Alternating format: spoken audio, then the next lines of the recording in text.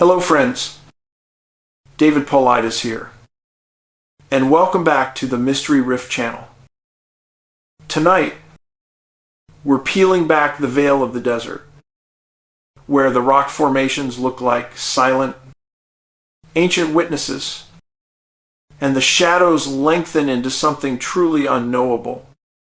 We are talking about Joshua Tree National Park, a sprawling, beautiful land that also holds deep secrets, bizarre stories, and a chilling number of people who simply vanished or were later found under deeply perplexing circumstances. For those unfamiliar, Joshua Tree is in southeastern California, a dramatic landscape where the higher Mojave Desert meets the lower, hotter Colorado Desert. It's a paradox, a vast, protected wilderness, yet situated remarkably close to modern civilization. Near Palm Springs and the sprawling suburbs of Los Angeles, this is not some remote Alaskan interior, far from the reach of technology. The area was designated a national monument back in 1936, thanks to the tireless work of people like Minerva Hoyt, who fought for its preservation.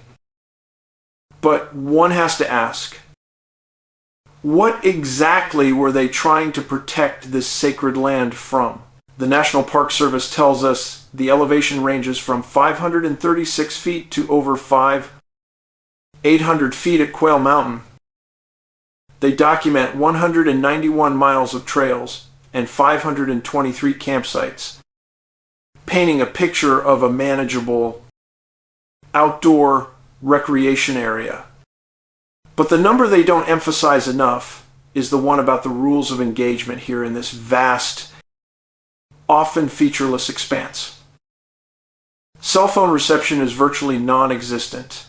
They warn you about the relentless heat, the sudden flash floods, and the critical need for massive amounts of water. The truth is, in a busy national park that is so close to millions of people, these circumstances, limited communication, and unforgiving terrain create what I call a perfect storm for unusual disappearances.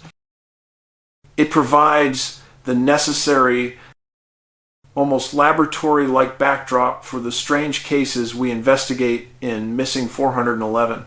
Before we get to the missing individuals, we must first acknowledge the anomalies that have existed here far longer than any human memory.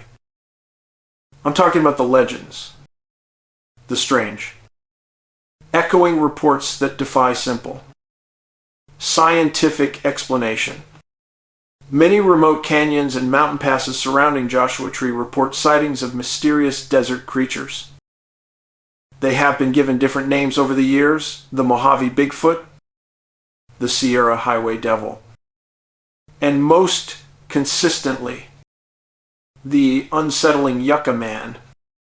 This is reported as a desert-adapted Sasquatch, an elusive apex predator that is said to know this stark, unforgiving land better than any search and rescue team.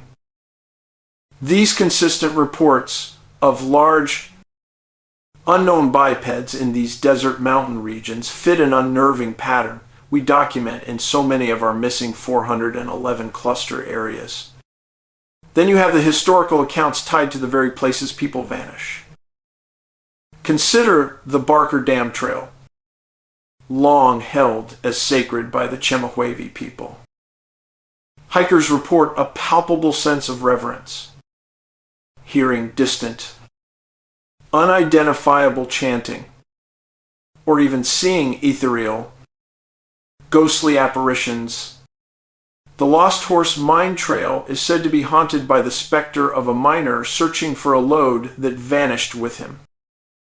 Many hikers report feeling an inexplicable, bone-chilling cold breeze, even in the middle of a hot summer day, or hearing phantom pickaxes striking rock when no one else is nearby. These are not just campfire stories designed to spook tourists. They establish a history, a known factor of the unusual in this specific area. It tells us that this land has long held things or energy that operates entirely outside our normal, comfortable understanding. Now, let's talk about the heart of the enigma. The people who went in but simply did not come out, or were recovered in inexplicable locations that defy easy, rational interpretation.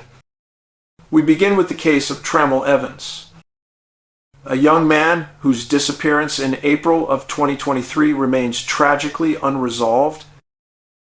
He was 25, an avid hiker, and was last seen being dropped off at Black Rock Campground with a solid plan for a 5-day journey. He never showed. Search and rescue was immediately deployed. Highly trained trackers, K-9 units, constant aerial surveillance in an effort that covered thousands of hours and miles. But this experienced hiker, wearing bright, recognizable clothing, a silver hoodie, a black Patagonia vest, somehow vanished without a trace into the vastness. Unconfirmed sightings later placed him far away in places like Slab City, completely deviating from his pre-planned route. Think about that carefully.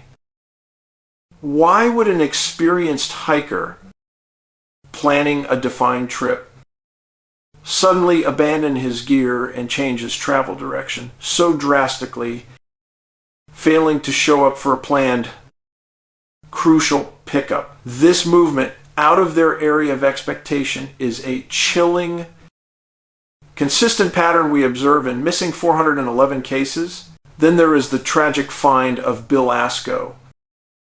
He went missing in June 2010. An avid hiker who disappeared from the Juniper Flats trailhead as temperatures soared toward 100 degrees Fahrenheit. For 11 years, his case was cold, officially closed.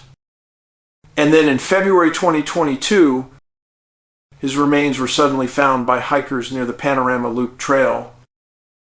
A veteran search and rescue volunteer said it was a really odd area for him to have been in, and that they couldn't fathom what he was thinking to end up there. When experienced individuals are found in places that defy logical access or travel patterns, it immediately raises a bright red flag in any investigation, let alone a missing 411 case. Was it panic? Extreme heat? Or was there some unseen outside influence that compelled him to travel in that specific illogical direction? And finally, we acknowledge the extreme near misses, people who were found alive, but barely, after days alone, drinking their own urine to survive, like Paul Hanks and Claire Nelson. Every one of these survival stories includes the same common factor: sudden, severe disorientation, a mysterious loss of footing, and finding themselves miles off trail in terrain they couldn't possibly navigate without assistance. These are the key elements that separate them from the ones who, like Tramol Evans, are simply never seen again.